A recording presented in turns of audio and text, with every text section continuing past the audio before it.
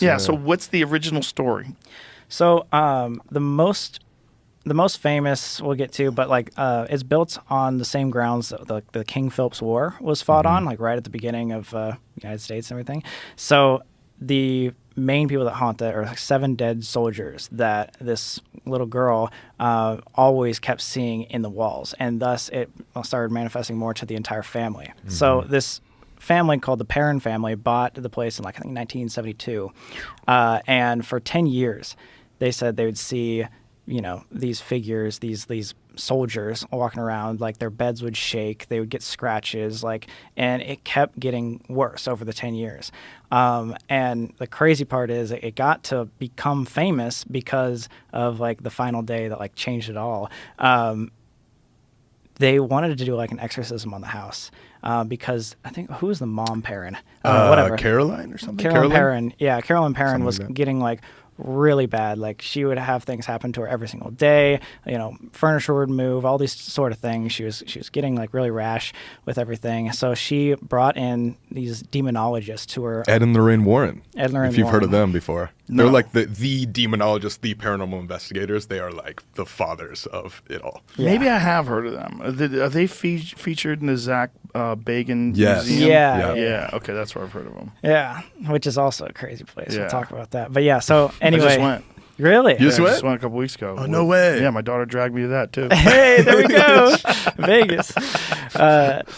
So they were doing this like exorcism, and That's them. Yeah. Yeah. Yeah, that's those folks. Okay. And So they do an exorcism there. they were doing an exorcism, and I don't know exactly prior to whatever happened, why they called it. She was just having a bad time, just like over the last couple of years, and they wanted it to end. And to her claim, she was actually thrown like across the Levitated entire like room and smashed into a wall to where she had injuries. And they were so angry about that they actually kicked out the demonologist. They punched Ed in the face. Yeah, they punched that guy in the face because they thought he was the guy that was like making it worse. But I think it just like pissed him off. And so that thing. When you say they punched him in the face, you mean the ghost punched him in the face? No. The Perrin family. dad, Sorry. the dad did or something, okay. yeah. The Perrin family was like They're getting assaulted? the Perrin family. Yeah, was like really They punched upset. him in the face because he thought that he threw the wife across the room? Or Yeah. he was He responsible thought for it? they made it, or he was there, and like the exorcism that he was conducting made it more angry, which in turn hurt his wife. Oh, so he got angry. He was like, but "Stop you doing this." Brought him Punch in. him. Yeah, exactly. Exactly, It's like yeah. hiring a priest Sell and then the house, punching bro. the priest. Right, It's like, right. Move. Yeah, exactly. What the fuck is wrong with you? Move down the street. Punching people. Come on.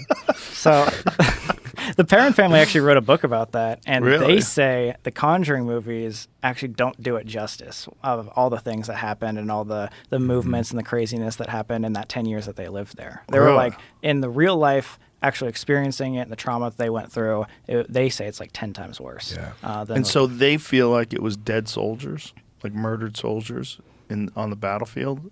Somehow or another, sure. that's Well, here's where it gets interesting is they don't know what it is, but they believe it is something more evil or demonic, whatever you believe in, that is like controlling all of these like soldiers and stuff and trapping them. Movie goes with that's a person named Bathsheba who was like a neighbor who everybody just thought was a witch.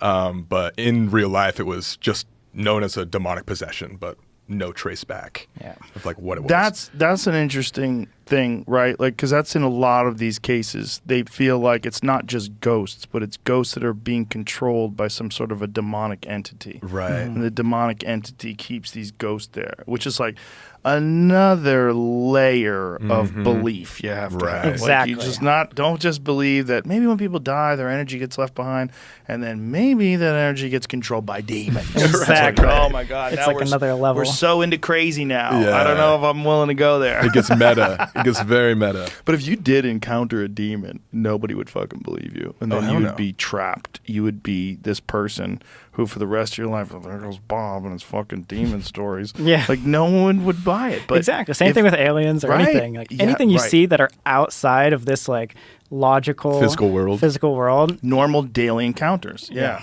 Anything outside of that, Bigfoot, anything. Anything where you see things.